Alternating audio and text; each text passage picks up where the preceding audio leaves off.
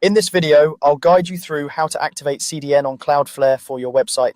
We'll walk through what you need to look for in your Cloudflare dashboard, what the different icons mean, and how to be sure your main site traffic is actually flowing through Cloudflare's content delivery network. First, go ahead and sign into your Cloudflare account and select the website you want to work with. Once you're on that site's overview page, you'll want to head to the DNS section. At the top, you'll see a few tabs. Click on the one labeled DNS and then make sure you're on the records view. This is where Cloudflare lists all the DNS records for your domain. On this page, you'll see a table with several columns, things like type, name, content, and one that's especially important for us right now called proxy status.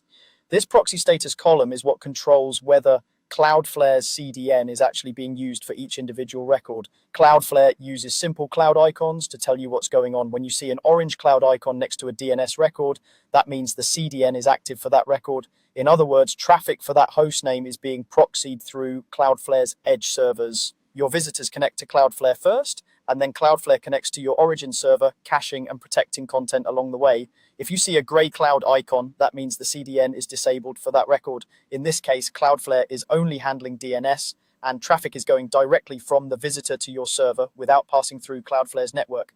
This might be fine for certain subdomains or services, but for your main website, you usually want the orange cloud so you get performance and security benefits. Today, I'll show you how to make sure your primary website is actually using the CDN.